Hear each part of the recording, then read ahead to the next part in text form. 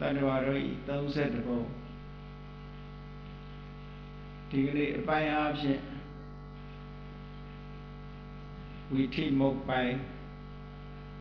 the witty boat buying away. A bit matter than I jang and about by witty boat buying away, home buying the share college. Those are the John about the video, these are challenge yashi. Tadwaroi, those at the bow. Tadwari news of she at those at the bow, John. Ora yes, I want to get a two changa in my pashi, a bit of my party, pashi, and who told the bonga. Mulabri, I told my level pony, John Para, the chato than in my level par. A bit of my conejama, bow and chit. We bang out of correct, we bend jam my level tea bonnet, that Danny Junction in Pojata shit. The Dolan Yamananga Madama, Chuchu Pogoriga. Those are the bones that I go Yimpe Chenyarabo. Through Yimpe Chenya Jama, those are the bones, Meshivu, so be up. Yimpe Jare. Although Yimpe, I also Mamiado, a Jamjaga. Miada Ludinet. Teresa Mamiada, Janaria Mamiano, Mamiano, Machisa Danso, Mamiada, Miajibe. Hogger. Mamia, when she did her, a Tansura Miaela, and Nangayo Miaela, a Yadayo, Yahu. Mamia, Meadow, she did here, Miajibe Lokajima. Era Yamananga Mabe, and you know what? You don't get away, those are the Bomwada, Boda Lemacan, so we don't. A man of Pia Lemcana, Mobile, do Lemacana. Together, Yedin, those are the Bomwada, Lemacan, so you're not countable, no? Piana may let those are low there, look to your mama. Eat the China animal, Buddhism, so beat up.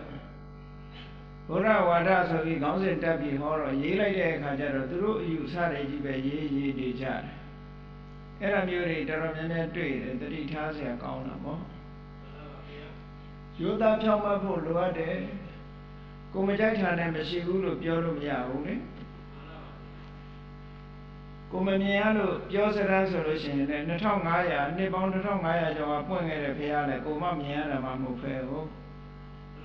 Mamia look Lemcamus and Lemcayama, Johnny, and Yajibe. Go by 10 days, go pay that go being a mamma planet. A Jemay Yama, Pierre doing a Giolo, a Felo, Giolo, Fay like Handy Jar. Hold on. Eh, those are the Bomwara, Boga Lemacan, so you know, as out of Yamajima Trafure. Together to Lemacana. Sabi Janga, my life with a Chimesoy. Tirawara Bitaka, Tangana Chowdanga, I think my beauty or Lekantare Janga Nirema. Those are the Bosura, D. Limpa Shibida Chede, Tutu Boni, Jango Yida, Jan Andi also, no? Eat the Chua Level Pony Janyana, Ludio Pongan and Yaude, Ludio Chinya. Bonsura do she and Yausia, Janam Hoba, no? Bonsura Tadwaro, Pia Tana, Piorani. Durai Hardy, Pumi, Paris alone and a beer lara. Ludadwari, Pia, Liago, Lubono, to no Cora. Ludadwari, never do need Chatadwari, Yamyas, she is. Da Mamia, we made a she like this, Yajivelacana. Era Tadwari, she is, say, good and beat of Joram, hopeful.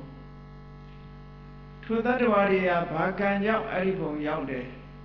Topon Yabri, say, Bari, Topoma, Bari, Chitales, Tiki Lane, Hotara.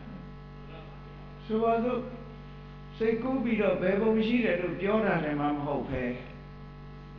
Any bone, my Tadwari, Vajam Chit, so a teacher. အကြောင်းနဲ့အကျိုးနဲ့သေသေးချာချာဟောထားတာဖြစ်သည့်အတွက်ကြောင့်တမ္မာမှန်တန်ရမ်းပြီးတော့ပြောတာမျိုးမဟုတ်ဘူးမြတ်စွာဘုရားသခင်ကိုရောမြတ်ကဟောတယ်ယတိဝတမ္မာညတံတမ္မာဝိဋိတံငါကိုယ်တိုင်သိတာတဲ့ငါကိုယ်တိုင်သိပြီးတာကိုဟောတာသူများစီကကြားပြီးဟောတာမဟုတ်ဘူးတဲ့ဟော30ဘုံနဲ့ပတ်သက်လာလို့ရှိရင်ဘုံနေနဲ့ပတ်သက်ပြီးမြတ်စွာဘုရားငါကိုယ်တိုင်သိလို့ငါကိုယ်တိုင်မြင်လို့ဟောတာလို့ဆိုဒါဖြင့်ဘုရားကဘာဖြစ်လို့သိတာတော့ဘာနဲ့သိတာတော့လို့မေးလိုက်လို့ရှိရင်မြတ်စွာဘုရားမှာဒိဗ္ဗစက္ခုဆိုတဲ့အမတန်အစွမ်းထက်တဲ့မနေ့တုန်းကပြောထားတဲ့စိတ်ကိုအာယုန်နဲ့လေ့ကျင့်လိုက်သည့်အတွက်ကြောင့်ထူးခြားတဲ့အမြင်တစ်မျိုးကိုရရှိထားတယ်။တမာတိစွမ်းအားနဲ့ကြည့်အဲ့ဒီဒိဗ္ဗစက္ခုဆိုတဲ့အဘိညာဉ်ဉာဏ်ရလိုက်တာနဲ့တပြိုင်နက်ထိုဒိဗ္ဗစက္ခုဉာဏ်ရဲ့အပွားဖြစ်တဲ့ယထာကမ္မုပကဉာဏ်ဘယ်ကံလုပ်ရင်ဘယ်အလုပ်လုပ်လို့ရှိရင်ဘယ်ကိုဖြစ်မယ်ဆိုတာကိုမြတ်စွာဘုရားသခင်ကိုယ်တော်မြတ်ကကြည့်လို့မြင်နေတယ်ပေါ့အကြောင်းတရားတွေကိုကြည့်ပြီးတော့မြင်တာဒီကနေ့ခေတ်လည်းပဲကြည့်လိုက်ရင်လူတိုင်းဟာတူညီတဲ့အနေအထားမရှိဘူးအလုတ်ကိုင်းတွေကကွဲပြားခြားနားကြတယ်အလုတ်ကိုင်းလို့ဆိုတဲ့နေရာမှာအသက်မွေးဝမ်းကြောင်းလှုပ်တာကိုပြောတာမဟုတ်ဘူးလူတွေရဲ့လောက်ကင်မှုစိတ်နေစိတ်ထားတွေကကွဲပြားခြားနားမှုရှိတယ်တဲ့ဘယ်လိုကွဲပြားခြားနားမှုရှိတာတော့ဆိုရင်တချို့ကလိမ့်တယ်တချို့ကမလိမ့်ဘူးမတူညီတဲ့အလုပ်ဟုတ်ကဲ့တချို့ကသူများအသက်ကိုတတ်တယ်တချို့ကသူများအသက်တတ်ချင်းမှရှောင်တယ်ဟောမတူညီတဲ့အလုပ်တချို့ကသူများဥစ္စာခိုးတယ်လိမ့်လိပြားပြီးတော့ယူတယ်တချို့ကသူများဥစ္စာဆိုလက်ဖြားနဲ့မှမတူဘူးဟောတချို့ကသူတော်ဘာသားမယားစော်ကားတယ်ပြစ်မှားတယ်တချို့ကစိတ်ကူးတဲ့တောင်မထည့်ဘူးမတူညီတဲ့အလုပ်တွေမရှိဘူးလားရှိပါဘူးမတူညီတဲ့အလုပ်တွေရှိနေတာကိုတော့သိချာမြင်ကြရတာပဲလေကိုယ့်ရဲ့ပတ်ဝန်းကျင်မှာပဲရှိတယ်အေးအဲ့လိုပဲနှုတ်နဲ့ပတ်သက်လာလို့ရှင်လေတချို့ကလိန်ပြောတယ်တချို့ကမှန်တာကိုသာပြောတယ်တချို့ကတယောက်နဲ့တယောက်မတည့်အောင်လိုက်ပြီးတော့သတ်ရှိုးတယ်ဂုံးတိုက်တယ်မတည့်အောင်လိုက်ပြောတယ်ဂုံးချောတယ်တချို့ကြတော့မဟုတ်ဘူးမတည့်တဲ့လူတဲ့အောင်ဖေးပြီးမှပြောတယ်ညီညွတ်အောင်စိတ်ဆက်ပေးတယ်တချို့ကြတော့ဆဲရတယ်တချို့ကမဆဲတတ်ဘူးတချို့ကအကျိုးမရှိတဲ့စကားတွေမဟုတ်တန်တရားတွေရှောက်ပြောတယ်တချို့ကမပြောတတ်ဘူးမှန်တာကိုသာပြောတယ်ဟုတ်တာတွေကိုသာပြောတယ်ဆိုတော့အပြောနဲ့ပတ်သက်လို့လေလူတွေကတယောက်နဲ့တယောက်တူညီမှုရှိရလားမရှိဘူးဒီအချက်ကတော့ထင်ရှားနေတာပဲလေနောက်တစ်ခုစိတ်နေစိတ်ထားကြည့်အောင်မလားတချို့ကသူများပစ္စည်းကိုယ်ပစ္စည်းရလို့မှုဆိုတဲ့လောဘဇောအမြဲတိုက်နေတယ်သူများပစ္စည်းကိုယ်ပစ္စည်းဖြစ်ခြင်းနဲ့အဘိဓါတရားတွေလွှမ်းမိုးနေတယ်တချို့ကြတော့သူများပစ္စည်းကိုယ်ပစ္စည်းဖြစ်ဖို့နေနေတာကလှဲ့တော့မကြည့်ဘူးသူများပစ္စည်းကိုသိရမကြဘူးအဲ့လိုပုံပုံမျိုးလည်းရှိတာပဲတချို့ပုဂ္ဂိုလ်ကြတော့ကိုယ့်ရဲ့ပတ်ဝန်းကျင်ပုဂ္ဂိုလ်တွေ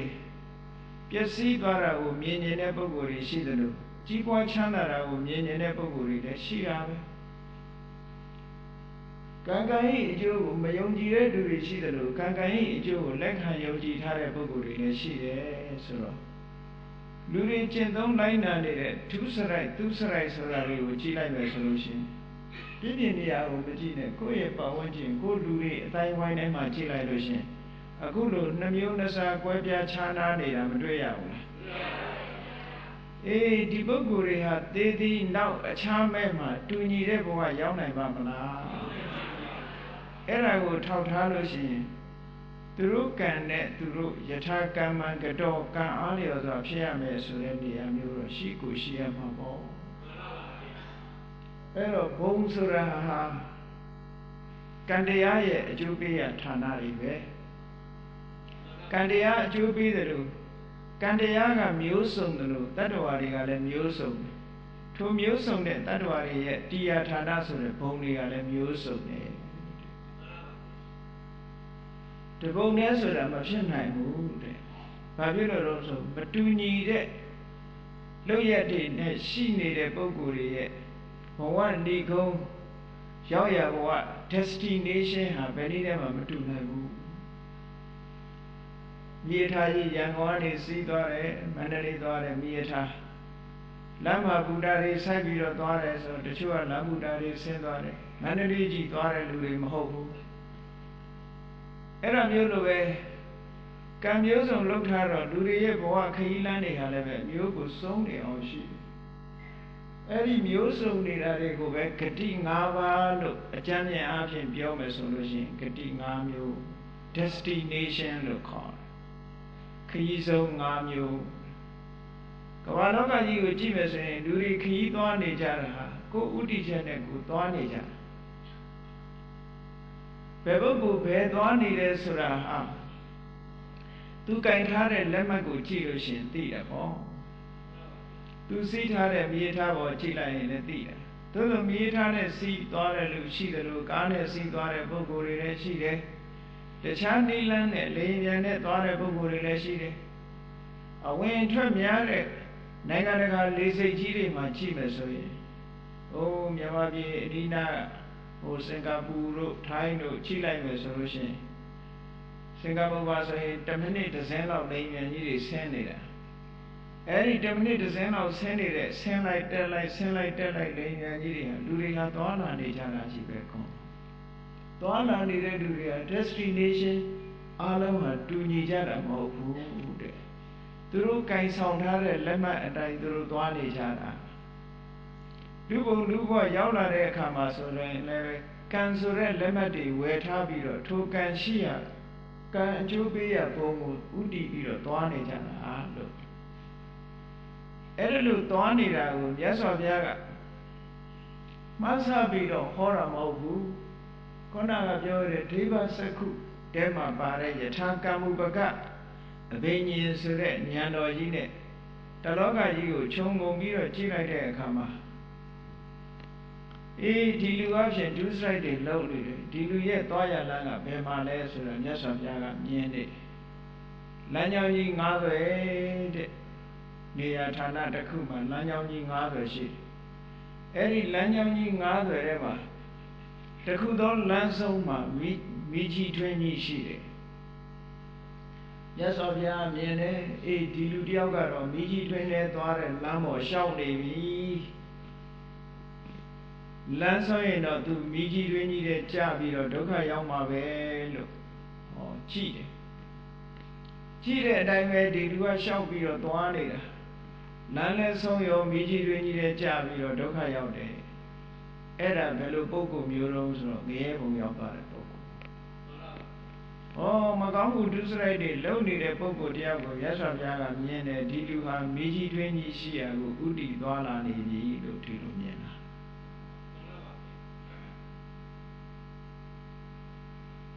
အဲ့လိုမြတ်စွာဘုရားကဂတိ၅ပါးနဲ့ပတ်သက်ပြီးတော့မစ္စည်းမပါဏာတပါဠိတော်မှာမစ္စည်းမနိကေမှာဟောကြားထားတာရှိဥပမာလေးနဲ့ထို့တူပဲနောက်တစ်ခုကနောက်တစ်လမ်းကအဲ့ဒါကနိရိယဂတိဆိုတဲ့လမ်းနောက်တိရိစ္ဆာနဂတိဆိုတဲ့လမ်းဒီလူတယောက်ကတော့ဒီလမ်းပေါ်ရှောင်းနေပြန်ပြီအဲ့ဒီလမ်းရဲ့အဆုံးမှာဘာရှိတော့ဆိုအမတန်လက်လာတဲ့မစင်တွင်းကြီးရှိရဲ့ဒီလူဟာဒီလမ်းတိုင်ရှောင်းနေရင်တော့မစင်တွင်းကြီးတဲ့ရောက်တော့မှာပဲလို့မြတ်စွာဘုရားဒိဗ္ဗစက္ခုဘိညာဉ်နဲ့ကြည်နေတာဒီလိုကြည်နေရတယ်လို့မြင်နေတယ်ဒီလူလုံနေတဲ့အလုပ်တွေဟာနောက်ဆုံးဒီကိုဒီကုန်းချုပ်သွားမှာပဲလို့ကိုရမြတ်ယထာကမ္မုပကအဘိညာဉ်နဲ့မြင်တဲ့အတိုင်းပဲထိုပုဂ္ဂိုလ်ဟာနောက်ဆုံးကြတော့မစင်တွင်းကြီးရဲ့ကျသွားတယ်ဒါကဘယ်လိုပုဂ္ဂိုလ်ကြီးတုံးဆိုတရိစ္ဆာန်ဖြစ်သွားတဲ့ပုဂ္ဂိုလ်ပြော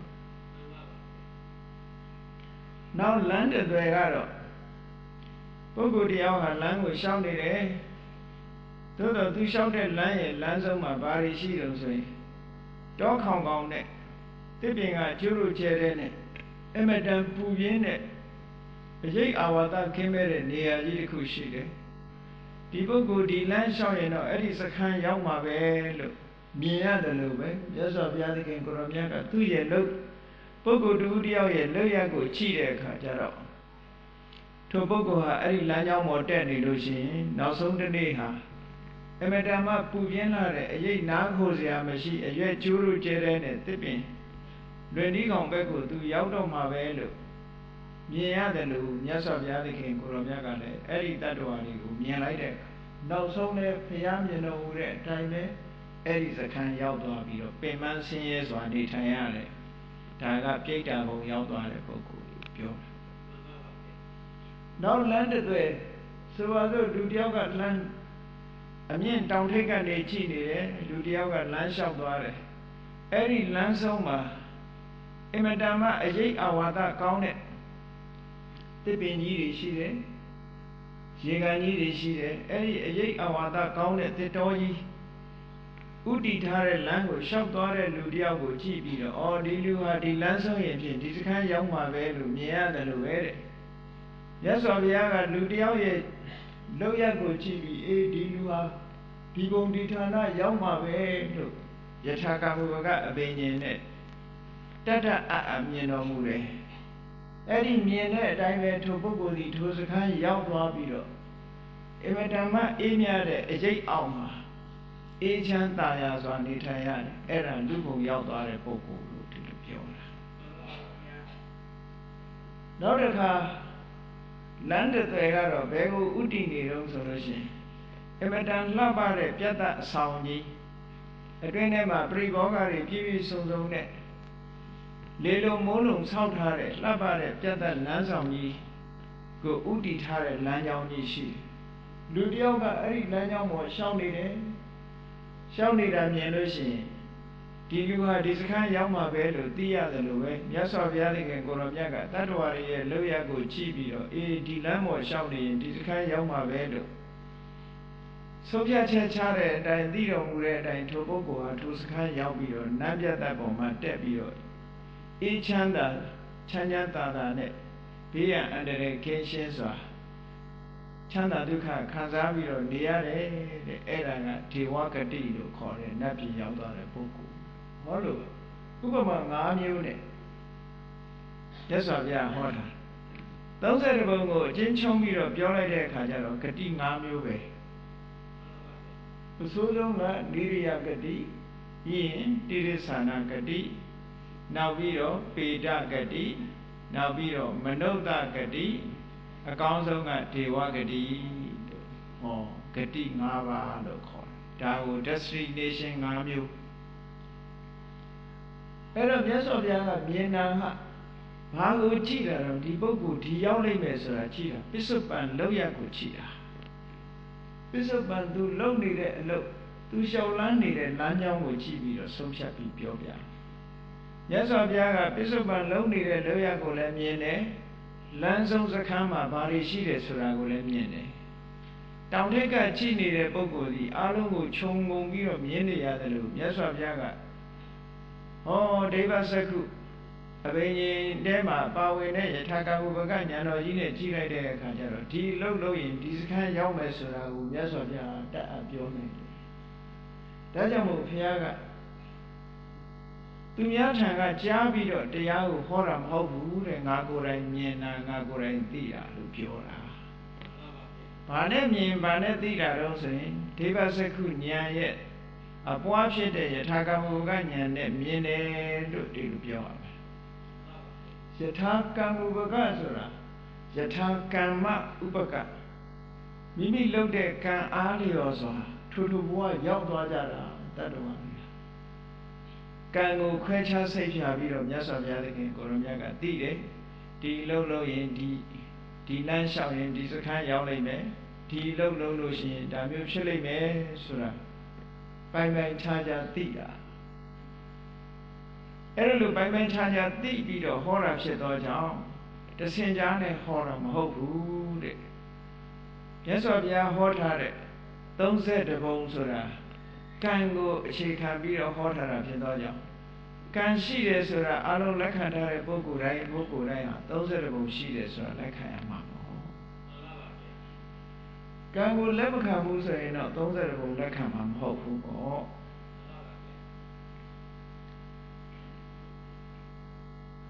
ရသော်ဘုရားသခင်ကိုရောမြတ်ကဖန်ဆင်းတဲ့ဝါဒကိုလက်ခံတာလည်းမဟုတ်ဘူး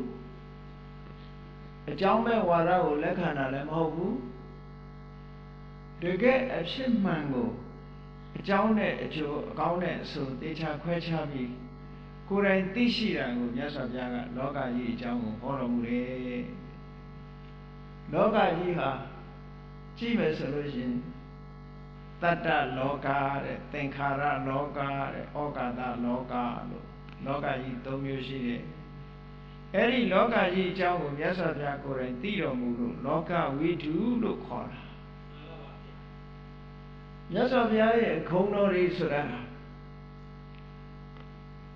ကြည့်လိုက်ပြီးတော့ကြည့်မယ်ဆိုရင်မြတ်စွာဘုရားရဲ့ဂုဏ်တော်တွေဟာကိုရောမြတ်ရရှိထားတဲ့အရည်အချင်းတွေကြီးပဲ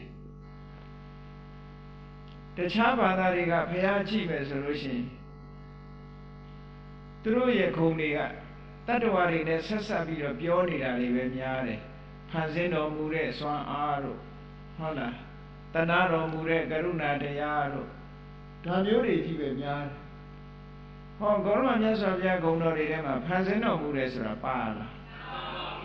မပါဘူးဘလောက်ခြေနဲ့ဆရာကောင်းလို့ဆိုရင်မြတ်စွာဘုရားရဲ့အရေးချင်းမှကြည့်အရဟံဆိုတဲ့ဂုဏ်တော်လေးတစ်ခုကြည့်လိုက်တာနဲ့ပဲအလွန်ခြေနဲ့ဆရာကောင်းတယ်အရဟံကိုအဓိပ္ပာယ်မျိုးစုံဖွင့်ကြတယ်ကျမ်းစာတွေမှာအဓိပ္ပာယ်၅မျိုးဖွင့်ပြတယ်၅မျိုးထဲလည်းပို့ပြီးတော့ဖွင့်ပြကြတယ်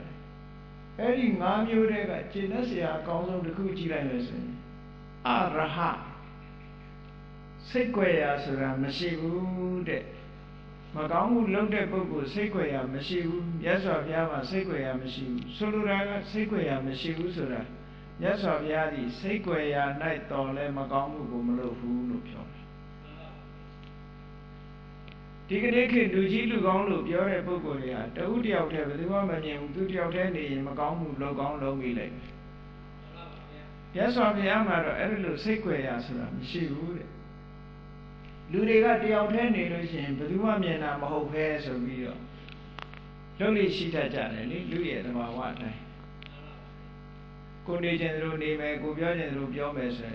ဒါကိုပဲခုံတင်ပြီးတော့လွတ်လပ်မှုလို့သတ်မှတ်ကြတယ်လူကြားတဲ့သူကြားတဲ့ကြတော့ဟန်ဆောင်ကြရတာ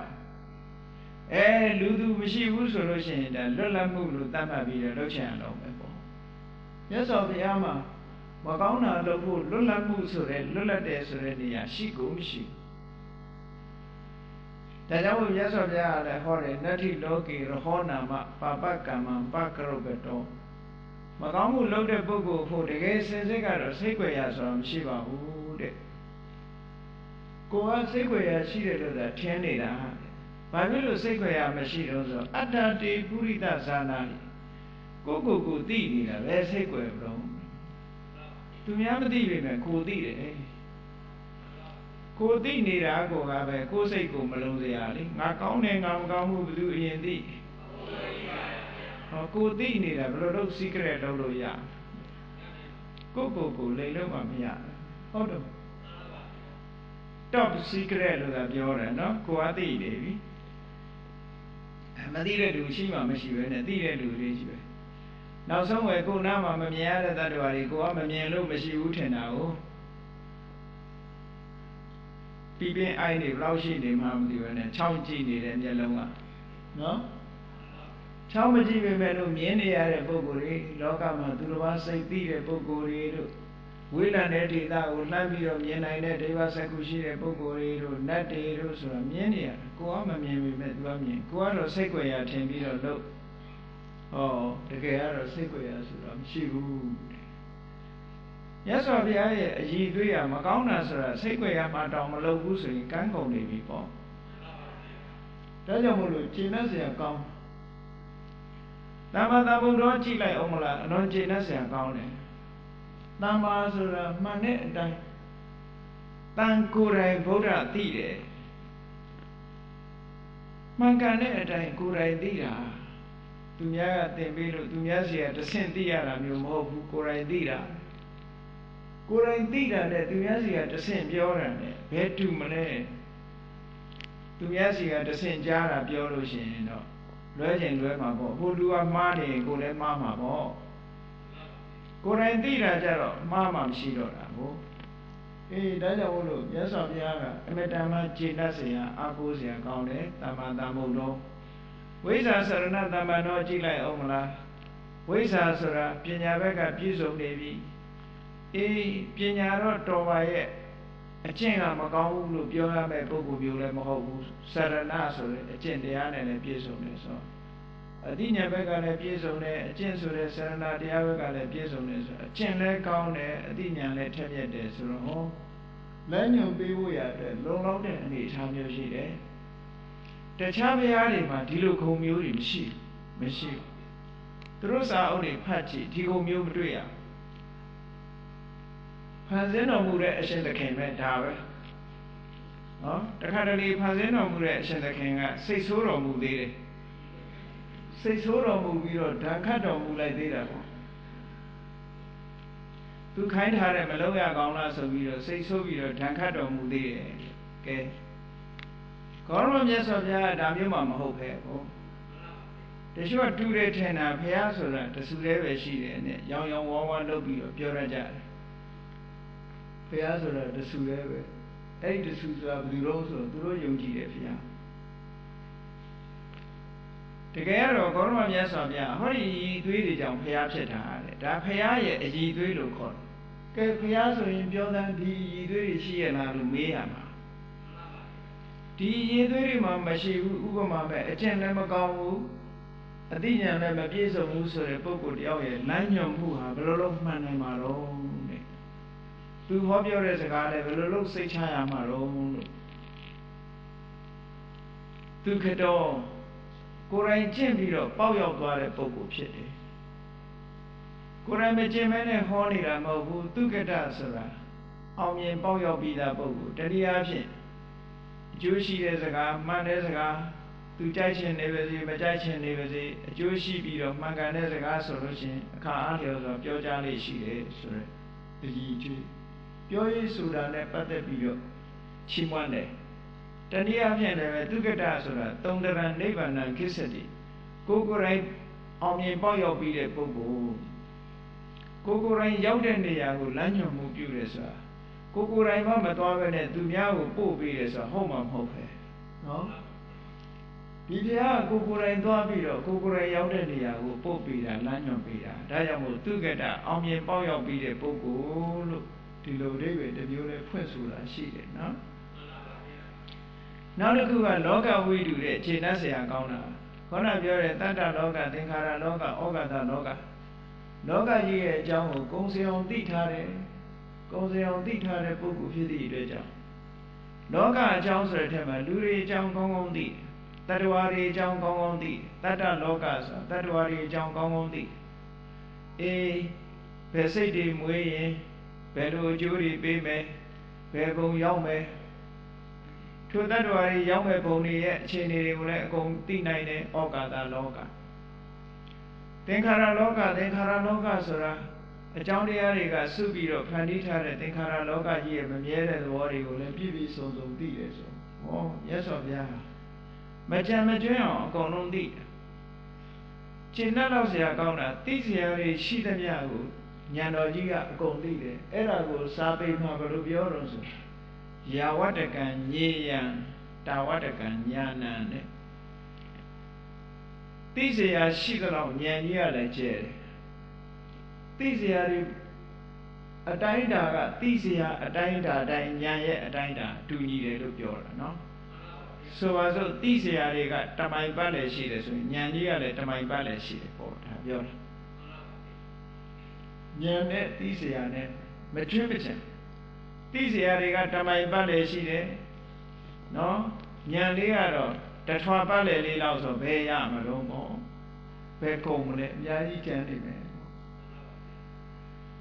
မြတ်စွာဘုရားကျတော့အဲ့လိုမဟုတ်ဘူးယာဝတ္တကံညေယံတဲ့သိเสียတွေရှိသလောက်တာဝတ္တကံဉာဏ်တော်ကြီးကလည်းအကုန်လိုက်သိတယ်ဆိုတော့ဘာမှမကြံဘူးလို့ပြောတယ်ဘာမှမကြံဘူးအဲ့လိုမကြံအောင်သိတာလောကဝိတုမြန်မာပြည်မှာတစ်ချိန်တုန်းကမြတ်စွာဘုရားနဲ့ပတ်သက်ပြီးတော့ စောရကတက်တယ်ဘုရားရဲ့ဉာဏ်နဲ့ပတ်သက်ပြီးသဗ္ဗညုတဉာဏ်ဆိုတာရှိသလားဆိုပြီးဒီလိုပုဂ္ဂိုလ်မျိုးတွေကလည်းထွက်လာသေးတယ်နော်သဗ္ဗညုတဉာဏ်ဆိုတာမြတ်စွာဘုရားရဲ့သဗ္ဗညုတဉာဏ်ဟာရှိသလားတချို့လည်းရောရောင်ပြီးတော့လျှောက်ပြီးတော့စာရီထဲမှာရေးကြတာရှိတယ်ဗုဒ္ဓနဲ့ဗုဒ္ဓဝါဒဆိုနာမည်တက်ပြီးတော့အဲ့ဒီထဲမှာကိုယ်ဝါဒတွေရေးတာတွေရှိသေးတယ်အမေဓမ္မတတိထားစရာကောင်းတယ်ပေါ့အဲ့ဒီထဲမှာဘယ်လိုရေးထားလို့ဆိုရင်မြတ်စွာဘုရားကသူ့ကိုသဗ္ဗညုတဉာဏ်ရှိတယ်လို့ဝန်မခံဘူးတဲ့ဆိုပြီးတော့သူက refer လုပ်တယ်ညွှန်းတဲ့တုတ်တွေကဘာတုတ်တွေတော့ဆိုအဲ့ဒီညွှန်းတဲ့တုတ်တွေထဲမှာဘယ်လိုအဓိပ္ပာယ်ရှိတော့တေချာစာကိုဖတ်ပုံမရဘူးအဲ့ဒီထဲမှာတတတံသမိတံညာဏထတနာဇာဂရတောပိသုဒ္ဓတောပိစရတောပိဒိဋ္ဌတောပိအဲ့ဒီစကားလုံးလေးတွေပါတယ်တခြားဘုရားနဲ့ခစ်ပြိုင်အယူဝါဒရှိတဲ့မဂ္ဂလိခောတာလစတဲ့ပုဂ္ဂိုလ်တွေကသူတို့မှလည်းသဗ္ဗညုတဉာဏ်ရှိတယ်လို့ဝန်ခံကြတယ်သူတို့ဝန်ခံတဲ့သဗ္ဗညုတဉာဏ်ကဘယ်လိုအမျိုးအစားတုံးလို့ဆိုလို့ရှိရင်အိမ်နေတုံးဖြစ်စေတဲ့ရနေတုံးဖြစ်စေသွားနေတုံးဖြစ်စေဘယ်ချိန်မှမဆိုသူ့ဉာဏ်ကြီးကရှိနေတယ်လို့ဝန်ခံတာဒါအဓိပ္ပာယ်မှမရှိပဲအိပ်ပျော်နေတာဘယ်လိုလုပ်ဉာဏ်ရှိမလို့အဲ့ဒီစကားလုံးပါတာကိုသတိမထားဘူး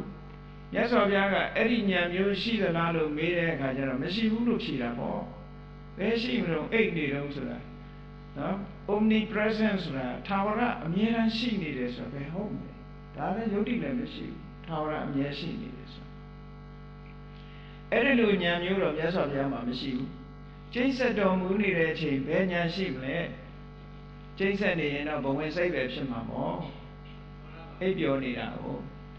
အဲ့တော့အချိန်မရွေးဉာဏ်ကြီးဟာမြည်ကြီးထွန်းထားရင်လင်းနေတယ်လို့အချိန်မရွေးလင်းနေတယ်လို့ဒီလိုဝန်ခံတာဟာတော့ရည်စရာကြီးပေါ့မြတ်စွာဘုရားကိုယ်တိုင်ကလည်းဝေဖန်ထားတယ်အေးတချို့ဘုရားတွေကတဲ့သူတို့မှဒီလိုအိတ်နေတုံးရောနိုးနေတုံးရောသွားနေတုံးရောထိုင်းနေတုံးရောအမြဲတမ်းဉာဏ်တော်ကြီးကလင်းနေတယ်လို့ပြောတယ်တဲ့ဒါပေမဲ့လို့လမ်းမားလို့လမ်းမသိလို့လမ်းမေးရတာရှိတယ်တဲ့နာမည်မသိလို့မေးရတာရှိတယ်တဲ့မဟုတ်တဲ့လမ်းရောက်သွားလို့ဒုက္ခရောက်သွားတာတွေရှိတယ်တဲ့ကဲဘယ်လိုလုပ်အမြဲတမ်းဉာဏ်ကြီးရှိနေရင်လမ်းမှားပါမလားမှားနိုင်ဘူးလမ်းမေးစရာရောလိုသေးလားမလိုဘူးမြတ်စွာဘုရားမှာရှိတဲ့သဗ္ဗညုတဉာဏ်မျိုးဆိုတာဘယ်လိုဟာတော့ဆိုရင်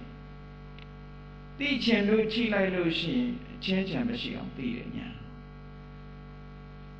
သိချင်ပြီးဉာဏ်ကိုအသုံးချပြီးဉာဏ်ဆိုတာဓာတ်လိုပဲလေ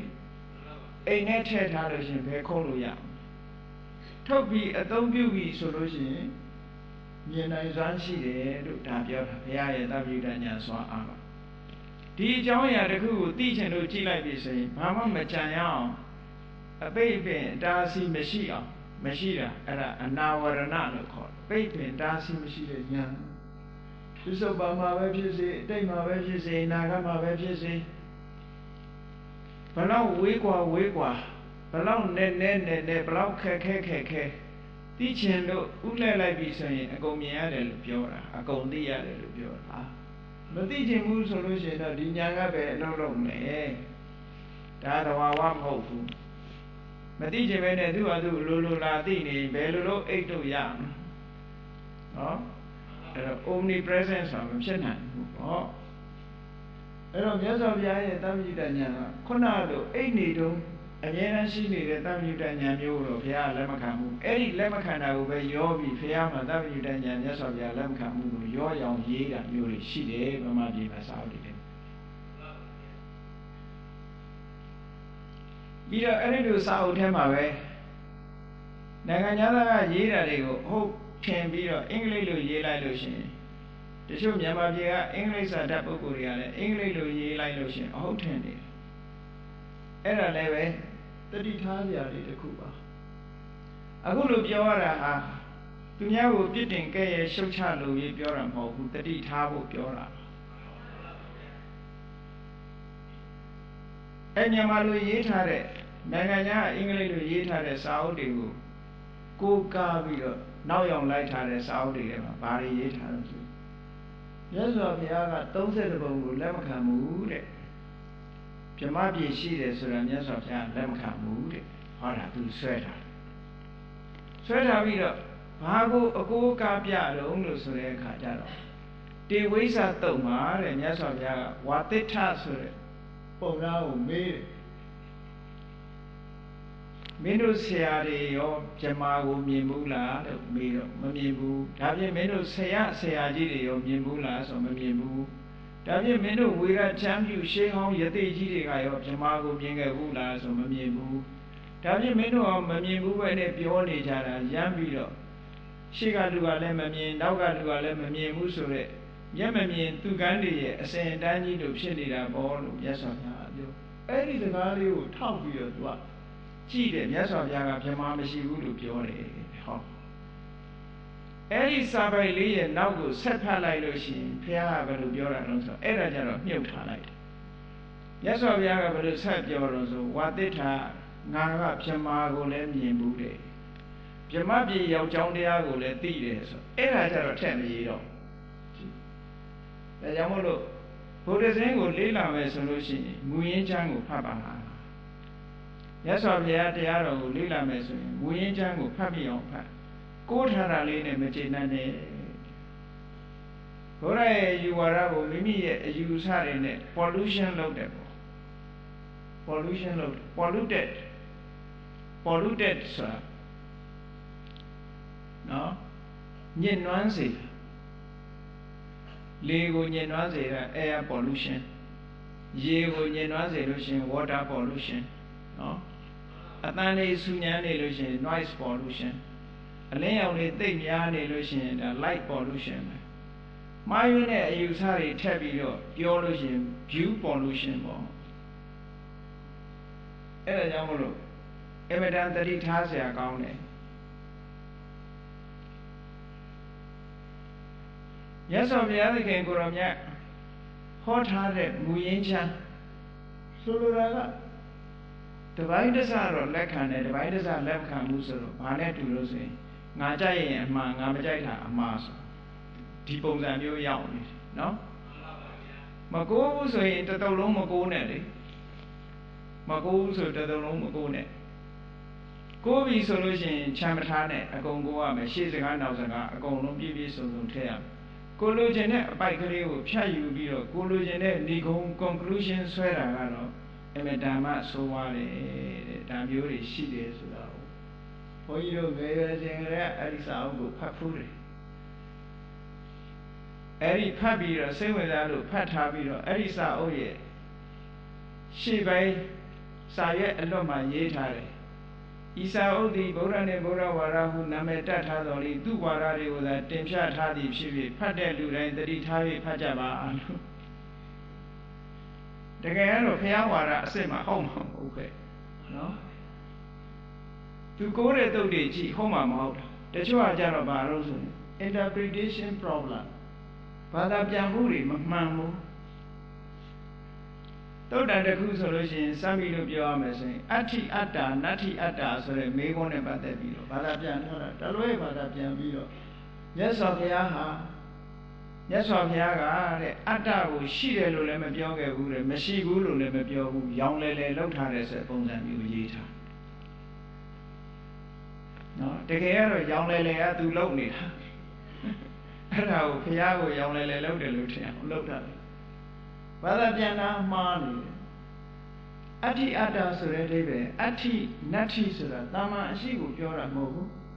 အဋ္ဌိဆိုတဲ့အရှိကြီးထာဝရအရှိကိုပြောတာဒီနေရာမှာအတ္တဆိုတဲ့ယူဆချက်အတ္တဆိုတဲ့သဘာဝတကယ်ရှိထာဝရရှိနေတာလားလို့ဆိုတာဒါတတ္တဝါဒအမေကုန်းပဲဆိုတာ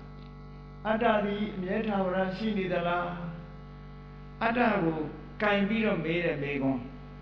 အတ္တသည်ထာဝရရှိနေသလားလို့ဒီလိုပြန်ရမှာ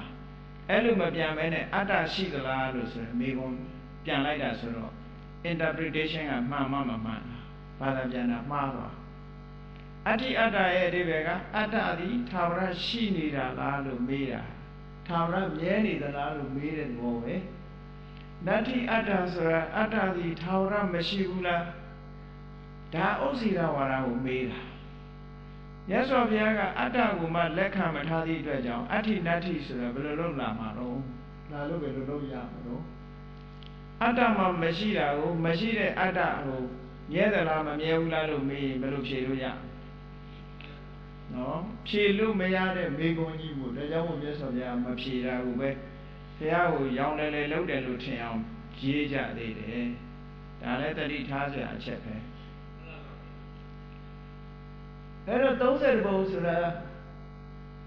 ဒီပြီးတော့မှသင်္ဃာချမ်းပါရင်ရေးတာမဟုတ်ဘူးတခြားနေရာတွေမှာလည်းပဲဘုံတွေအကြောင်းပါတာပဲဒီ30ဘုံဆိုတာအယမ်းမဲ့ပြောတဲ့ဘုံတွေမဟုတ်ဘူးဒီအလုပ်လုပ်လို့ရှိရင်ဒီအလုပ်လုပ်လို့ရှိရင်ဒီအကျိုးမျိုးရမယ်ဒီလမ်းလျှောက်ရင်ဒီစခန်းရောက်မယ်လို့ပြောတဲ့ဘုံတွေကြီးပဲအကုန်လုံးအဲ့ဒီဘုံတွေရဲ့ဘယ်လိုတ attva မျိုးတွေကအဲ့ဒီဘုံကိုရောက်တယ်သူတို့ရဲ့ပရိသေစိတ်တွေကဘာတွေလဲထိုးဘုံမှာဘယ်လိုနေရတယ်ထိုင်ရတယ်အစပြီးတော့အသေးစိတ်ခေါ်ထားတာနော်တိတိကျကျခေါ်ထားတဲ့ဟာရန်တမ်းပြီးတော့ပြောပြီးတော့ဟောတဲ့တရားမျိုးမဟုတ်ဘူးတဲ့ဒါကြောင့်မို့လို့တခါတရံများ30ဘုံဝါဒဖျားမဟုတ်ဘူးမျက်စိနဲ့မမြင်ရလို့မရှိဘူးလို့များတချို့တလေအယူဆမှားယွင်းမှဆုံးလို့ပြောပြတာနော်ရှိနိုင်တယ်ဆိုတာကိုမမြင်ရပေမဲ့လို့ရှိနိုင်တာတွေရှိနေတာတွေအလောကမှာအများကြီးရှိတယ်ပေါ့လူတွေမြင်ရတာလူချင်းချင်းတော့မြင်ရမှာပေါ့တရိစ္ဆာန်တွေကိုမြင်ရတယ်အဲ့တော့ငရဲဆိုတာမမြင်ရဘူးတိတ်တာဆိုတာမမြင်ရဘူးနတ်တွေဆိုတာမမြင်ရဘူးမမြင်ရတာနဲ့မရှိဘူးလို့ပြောလို့မရဘူးတဲ့ကံတရားတွေရှိနေတယ်မတူညီတဲ့ကံတရားတွေကမတူညီတဲ့ဘုံဘဝကိုဖန်တီးမှာပဲလေမတူညီတဲ့ဘုံဘဝကိုရပြီးတော့မတူညီတဲ့ဘဝမှာနေကြရမှာဖြစ်တယ်ဒါကြောင့်မို့လို့ကိုမသိပေမဲ့လို့ဘုံဘဝတွေမတူညီဘူးဆိုဥပမာပဲဆိုရလို့သမထကျင့်စဉ်တစ်ခုကျင့်တဲ့ပုဂ္ဂိုလ်တရားဟာသမထကျင့်စဉ်ကိုမကျင့်တဲ့ပုဂ္ဂိုလ်နဲ့တူတူဖြစ်ရမယ်ဆိုရင်ယုတ်တိရှိပါမလားရှိပါဘူးဗျာသမထကျင့်စဉ်တစ်ခုကိုကျင့်လို့ဇံရသွားတယ်မနေ့ကပြောခဲ့တဲ့ပထမဇံရတယ်ဒုတိယဇံရတယ်တတိယဇံရတယ်သရုတ်ထဇံရတယ်ပစ္စမဇံရတယ်ဟောအမြဲတမ်းထူးခြားတဲ့ကျင့်စဉ်တွေရောက်သွားပြီးတော့နိဗ္ဗာန်မရသေးပဲနဲ့ဇံနေရတယ်ဆိုဒီပုဂ္ဂိုလ်တွေကလူပဲဖြစ်ရမယ်ဆိုလို့ရှိရင်ဘာထူးမှာတော့အဲ့တော့ဒီဇံပင်ရင်ရထားတဲ့ပုဂ္ဂိုလ်တွေရဲ့ဖြစ်ရဗြဟ္မာဘုံဆိုတာရှိကိုရှိရမှာပေါ့ဘာလို့လဲဆိုမတူညီတဲ့လောက်ရတဲ့သူ့မှာရှိနေတယ်ထူးခြားတဲ့လောက်ရတဲ့သူလောက်ထားတယ်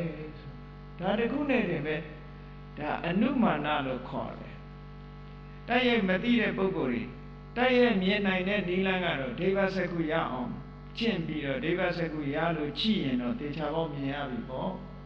ဒိဗ္ဗစကုမရတဲ့ပုဂ္ဂိုလ်ကတော့အနုမာနနဲ့မှန်းပြောလို့ရပါတယ်အနုမာနဆိုတာအကျိုးကိုမြင်လို့ရှိရင်အကြောင်းကိုဖော်ထုတ်နိုင်တယ်အကြောင်းကိုမြင်လို့ရှိရင်လည်းအကျိုးကိုဖော်ထုတ်လို့ရတယ်ဒါကိုအနုမာန inference လို့ခေါ်မှန်းဆပြီးတော့ပြောတာအဲ့ဒီမှန်းဆချက်ဟာလည်းအလွန်မှန်ကန်တဲ့မှန်းဆချက်တွေပါအနုမာနဆိုတာမှန်ကန်တဲ့မှန်းဆချက်တွေပေါ့ရှိတယ်မိကိုတလူလူထွက်နေလို့ရှိရင်ကဲလူတိုင်းပြောလို့ရတာပဲမိကိုထွက်တဲ့နေရာသွားကြည့်မိရှိနေတယ်ဆိုတာမသိကြဘူးလား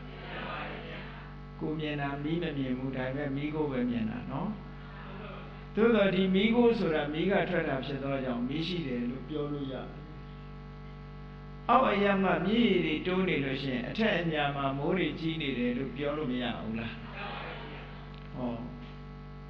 ပြောတဲ့အတိုင်းရောမမှန်ဘူးလားဒါအကျိုးတရားကိုကြည့်ပြီးတော့အကြောင်းတရားကိုဖော်ထုတ်တဲ့နည်းတဲ့အဲ့ဒါအနုမာနနည်းလို့ခေါ်တယ်အကြောင်းတရားကိုကြည့်ပြီးတော့လည်းအကျိုးတရားကိုထိုလိုပြောနိုင်တာပဲ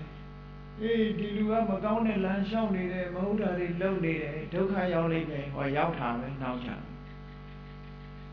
အကြောင်းကိုကြည့်ပြီးတော့အကျိုးကိုဆုံးဖြတ်တဲ့နည်းစာကြိုးစားနေတဲ့ကလေးတယောက်ကျောင်းမှန်မှန်တက်တယ်အေးဒီကလေးကတော့ထူးထူးချွန်ချွန်ဖြစ်မှာပဲဆိုတကယ်လည်းထူးချွန်လာ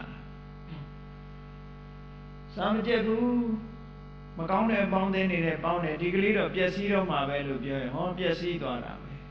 ဘာဖြစ်လို့လဲဆိုသူလုပ်နေတဲ့လုပ်ရဟာတွေကအကြောင်းတရားတွေပဲလေအဲ့ဒီအကြောင်းတရားတွေရဲ့အကျိုးတရားဟာညှော်မှန်းလို့ရတာပေါ့ မြတ်စွာဘုရားကျတော့အဲ့လိုအနုမာနတောင်မဟုတ်ဘူး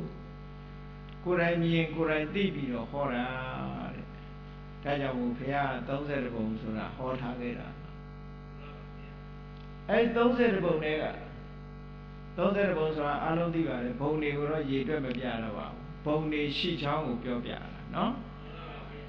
အကျမ်းပြပြောရဲဆိုလို့ရှိရင်အပယ်4ပုံရယ်လူပုံရယ်နတ်ပြည်6ထိုင်ဒါကာမ30ပုံလို့ခေါ်တယ်နော်ကာမ30ပုံရယ်ရူပဝဆရာကဗြဟ္မပြည်က16ပုံရယ်အရူပဝဆရာက4ပုံရယ်အရူပဘုံက4ပုံဒါ30ပုံဆိုတာအဲ့ဒါကိုပြောတယ်30ပုံထဲမှာတတ္တဝါတွေကလည်းမျိုးစုံအောင်ရှိအဲ့30ပုံကလိုက်ကြည့်မယ်ဆိုလို့ရှိရင်ဘာနဲ့ဘုံတွေရဲ့အဆင့်တန်းတော့ကွဲပြားခြားနားနေတယ်လဲဆိုရင်ပရိသေတိစိတ်နဲ့ကွဲပြားခြားနားနေတခါပရိသေတိစိတ်နဲ့ကွဲပြားခြားနားတဲ့အထက်မှာလည်းပဲထပ်ဆင့်ပြီးတော့သူတို့ရဲ့ level degree တွေရှိသေးတယ်လို့ဒီလိုမှတ်အောင်ဆိုပါစို့အပယ်4ပုံရဲ့ပရိသေတိစိတ်ဟာအကုသိုလ်ရဲ့အကျိုးဖြစ်တဲ့ဥပေက္ခတန်တိရဏစိတ်ပဲအကုသိုလ်ရဲ့အကျိုးဆိုပေမဲ့လို့သူတို့လုပ်ခဲ့တဲ့အကုသိုလ်ဒီတဦးနဲ့တဦးတူညီမှုမရှိကြဘူးအဲ့ဒီအကုသိုလ်ဟာပြင်းထန်တဲ့အကုသိုလ်ဆိုလို့ရှိရင်ငရဲအဲ့ဒီတဲ့နည်းနည်းယောနေတဲ့အကုသိုလ်ဆိုလို့ရှိရင်တိရစ္ဆာန်အဲ့ဒီတဲ့နည်းနည်းယောနေရင်ပြိတ္တာလို့ဟောအကုသိုလ်ရဲ့ဒီဂရီကိုကြည့်ပြီးတော့ဆုံးဖြတ်ဒီဂရီပြင်းသွားရင်ပြင်းတဲ့စီရောက်မှာပဲမိတောင်မှပဲသူဒီဂရီနဲ့သူရှိတယ်မဟုတ်လားပူတယ်တိတ်ပူတယ်ဟုတ်လားမပူဘူးဒီလိုလာအောင်ပါကို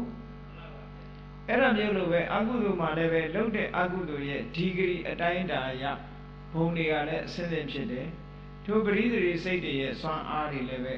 ပရိသေရိစိတ်တွေကိုစွမ်းအားပေးတဲ့ကံကထူးခြားသည့်အတွက်ကြောင့်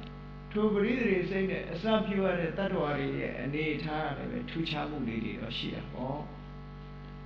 တရေနဲ့ပြောမယ်ဆိုရင်ဥပေက္ခတန်တိရဏအကုသလဝိဘက်နဲ့ပရိသေရိနေတဲ့ပုဂ္ဂိုလ်တွေဟာအပယ်4ပုံသားတွေပဲအဲ့တော့တိရစ္ဆာန်တစ်ကောင်ရဲ့ပရိသေရိစိတ်နဲ့ငရဲဘုံကပြိတ္တာဘုံကတ attva တွေရဲ့ပရိသေရိစိတ်ဟာတူတူပဲတူတူပေမဲ့ခံစားရခြင်းတူသလားဆိုတော့မတူဘူးဘာဖြစ်လို့မတူတော့ဆိုလောက်ခဲ့တဲ့အကုသိုလ်ရဲ့စွမ်းရည်တတ္တိချင်းမတူကြဘူးတဲ့အတိုင်းအတာချင်းမတူကြဘူးလို့ပြောကဲလူတွေရဲ့ပရိသေရိစိတ်ကတနည်းပြောရတဲ့အတိုင်း9ခုရှိတယ်ကုသလဝိဘက်ဥပေက္ခတန်တိရဏရဲ့မဟာဝိဘက်စိတ်10ခု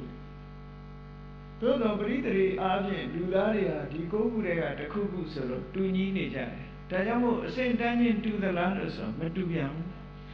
တချို့ကဆင်းရဲတယ်တချို့ကချမ်းသာတယ်တချို့ကဉာဏ်ကောင်းတယ်တချို့ကဉာဏ်မကောင်းဘူးတချို့ကအသက်ရှည်တယ်တချို့ကအသက်မရှိဘူးဘာဖြစ်လို့သူတို့လုပ်ခဲ့တဲ့ဟာတွေကမတူလားအဲ့တော့တရေစိတ်ကလေးနဲ့ခွဲပြီးတော့ဘုံကိုတတ်မှတ်ပြီးတတ္တဝါတွေကိုတတ်မှတ်ပြောပြီးမယ်လို့နောက်ထပ်ထပ်ပြီးတော့တတ်မှတ်เสียကတော့သူတို့ရဲ့လုပ်ခဲ့တဲ့ကံတရားတွေရဲ့အကျိုးပေးမှုဟာမတူညီတဲ့အကျိုးပေးမှုတွေရှိနေသေးတယ်အခြားအကြောင်းတွေရှိနေသေးတယ်ဆိုတာကိုသိထားတယ်နော်ဒီနတ်တွေရဲ့ပရိသေရိစိတ်ကလည်းမဟာဝိဘက်စိတ်8ခုပဲနတ်ပြည်6ဓာတ်ကနတ်တွေရဲ့မဟာဝိဘက်စိတ်8ခုသို့တော်တဦးနဲ့တဦးတက်တန်းချင်းတူကြလားတရေစိတ်ချင်းတော့တူတယ်တက်တန်းချင်းတူကြလားဆိုမတူဘူးဘယ်သူကဆုံးဖြတ်ပေးနေတော့ဆိုရင်သူတို့လုပ်ခဲ့တဲ့ကံတွေနဲ့သူတို့ဖြစ်ရဘုံရဲ့အတိုင်းအတာနဲ့အဆုံးဖြတ်ဖြစ်သွားတာနော်လူဆိုလဲကြည့်လေလူတွေရဲ့ဘဝအတိုင်းအတာအသက်ဟာကံကလည်းအဓိကမဟုတ်ဘူးဥတုနဲ့အာဟာရကလည်းလူရဲ့သက်တမ်းကိုဆုံးဖြတ်ပေးသွားတယ်ကံကတော့အဓိကအခြေခံပေါ့အခြေခံအကြောင်းတရားကတော့ကံပဲသို့တော့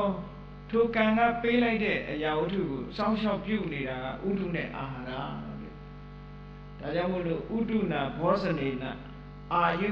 ဟာယတိပိဝဋ္ဌတိပိလူတွေရဲ့သက်တမ်းဟာဥတုနဲ့အာဟာရကြောင့်တိုးတဲ့ခါတိုးတယ်ရုပ်တဲ့ခါရုပ်တယ်အမတန်မှထင်ရှားပါတယ်လေမြတ်စွာဘုရားဖရာချင်းဟာလေးသိခြင်းတဲ့ကွာတည်းပါရမီဖြည့်ရတာချင်းကံအားဖြင့်ပြိုင်မယ်ဆိုရင်ဖရာတစုနဲ့တစုဟာမထူးခြားဘူးလို့ပြောရမှာပါလေးသိခြင်းတဲ့ကွာတည်းပါရမီဖြည့်တယ်ဖရာရှင်ချင်းကြည့်လိုက်လို့ရှိရင်ဒီလိုပဲပါရမီဖြည့်ခဲ့ကြရတယ်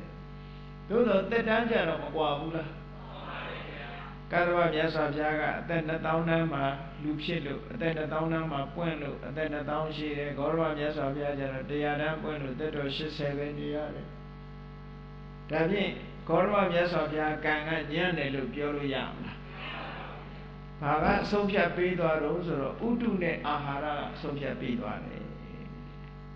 ဒီခေတ်ဒီခြေနေရဲ့ဥတုနဲ့ဒီခေတ်ဒီခြေနေရဲ့အာဟာရလူရဲ့ခန္ဓာကိုယ်ကြီးကိုမိမ့်တိုင်းကဒီလောက်ပဲလုံနိုင်တယ်တိတဲ့အကြောင်းလုံနိုင်မှုလို့ပြောတာနော်အဲ့တော့အခြားအကြောင်းတွေကိုလည်းထည့်စဉ်းစားရတယ်လို့ဒီလိုဆိုလို့ရတယ်တရေစိတ်ချင်းတူပေမဲ့လို့အခြေအနေချင်းမတူဘူးတဲ့လူဘဝလူတွေတောင်မှပဲအမျိုးစုံတူမှမတူပဲနဲ့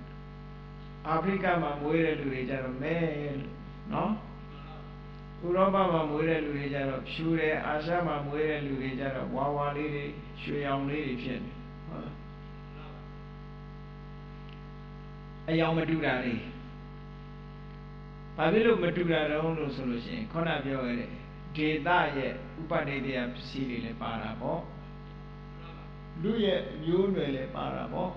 အကြောင်းတွေအများကြီးတွေပဲနော်အဲ့ဒါလို့သို့တော်လူသားတွေရဲ့ပရိသေစိတ်ဒီမာဥပ္ပစိတ်၈ခုနဲ့ဥပ္ပခါတန်ဒီရဏကုသလဝိပဲအဲ့ဒီ၉ခုတွေတစ်ခုခုပဲနတ်တွေရဲ့ပရိသေစိတ်ကလည်းထိုးတူပဲလို့အဲ့တော့လူပြည်ရဲ့နတ်ပြည်၆ထပ်ရဲ့သုဂတိဘုံ9ဘုံကာမသုဂတိဘုံ9ဘုံအဲ့ဒါတွေကတာမန်ရိုးရာအဖြစ်ဒါနကောင်းမှုလုပ်သူတွေသီလဆောက်တည်ခဲ့သူတွေဥပုသ်ဆောင်သုံးတဲ့ပုဂ္ဂိုလ်တွေရောက်တဲ့ဘုံတွေကြီးပဲထားဒီအဆင့်နဲ့ရောက်တဲ့ဘုံတွေလို့ဒီလိုပြော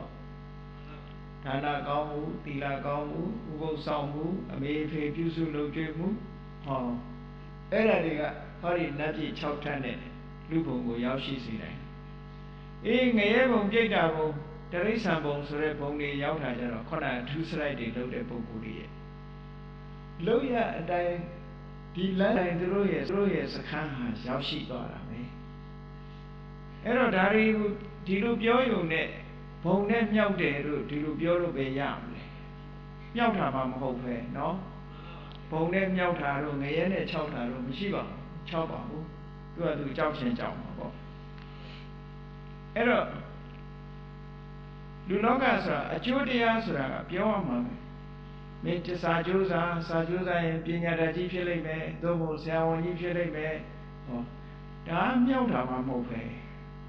အကျိုးတရားကိုဖော်ပြတာပဲလေ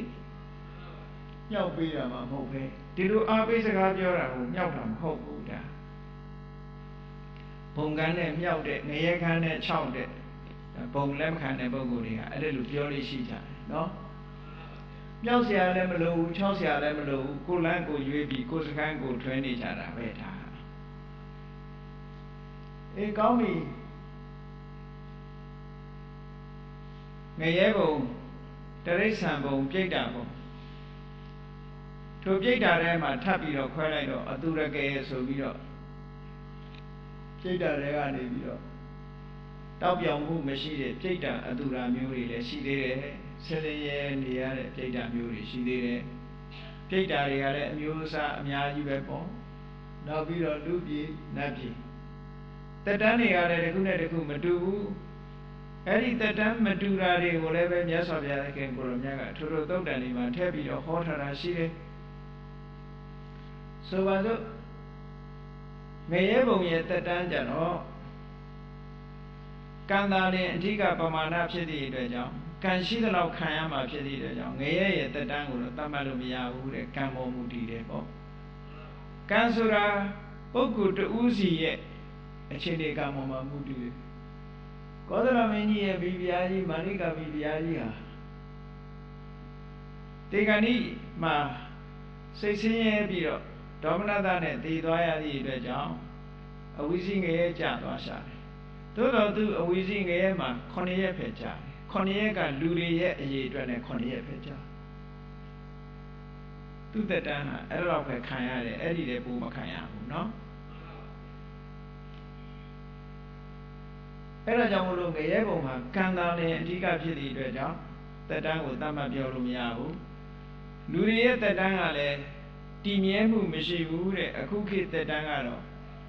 ကောရောမြတ်စွာဘုရားမပွင့်ခင်အခုပွင့်ပြီးတဲ့နောက်ထိအောင်တရားတန်းလိုပဲဒီလိုသတ်မှတ်ပြီးတော့ပြောကြရတယ်တရားတန်းအောက်ပူတော့မပူဘူးရောဖို့ပဲရှိတယ်ပေါ့ဒါတရားတန်းလိုပဲပြောရတယ်လူရဲ့နည်းနည်းအထက်တန်းကြတဲ့သတုမာရဲ့နတ်ဘုံကိုကြည့်လိုက်မယ်ဆိုလို့ရှိရင်လူတွေရဲ့အနှစ်90မှသတုမာရဲ့နတ်ပြည်ကတရက်ပဲရှိသေးတယ်အဲ့ဒီတရက်နဲ့တွက်လိုက်လို့ရှိရင်သူတို့တက်တန်းသူတို့အရေးအတွက်နဲ့အနှစ်900အသက်ရှိတယ်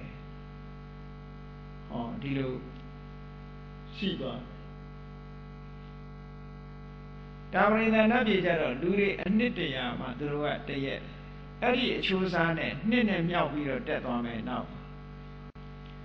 လူတွေကတွက်တဲ့လူတွေကရေတွက်တဲ့တက်တန်းနဲ့ပြောမယ်ဆိုရင်4နဲ့မြောက်သွားရမယ်သတုပါရိနတ်ပြည်ကအနှစ်9သန်းဆိုလို့ရှိရင်အဲ့ဒါကို4နဲ့မြောက်သွားလိုက်လို့ရှိရင်တာဝရိန္ဒနတ်ပြည်ရဲ့လူတွေကတွက်တဲ့အသက်ကိုသိမယ်4နဲ့ကြီးပဲမြောက်တက်သွားလို့ရှိရင်အဖြေတွေထွက်လာမှာပေါ့အဲ့ဒါကိုသင်္ညိုကပြောတာတတော်စတုကုဏံတာဝရိန္ဒနံတတော်စတုကုဏံယာမနံဆို4ယောက်ထားကိုပြောတာမှန်တော့ရှင်းကတော့သို့တော့တီကာကျမ်းဒီမှာနေနဲ့စညင်းနဲ့စတော့အဲ့ဒါတွေထည့်ပြောတော့နည်းနည်းရှုပ်ထွေးသွားမရှုပ်ထွေးဘဲနဲ့4နဲ့မြောက်တယ်ဆိုရင်ဒါပြီးသွားလူသက်တမ်းကို4နဲ့မြောက်လိုက်မယ်လူတွေရဲ့လူတွေကတွက်တဲ့သက်တမ်းကိုနတ်ဘုံတစ်ပုံနဲ့တစ်ပုံက4နဲ့မြောက်ပြီးတော့တက်သွားလိုက်လို့ရှိရင်သူတို့ရဲ့အဖြေဟာရနိုင်တယ်အဲ့လိုသက်တမ်းတွေဟာတစ်ခုနဲ့တစ်ခုရှည်သွားတာ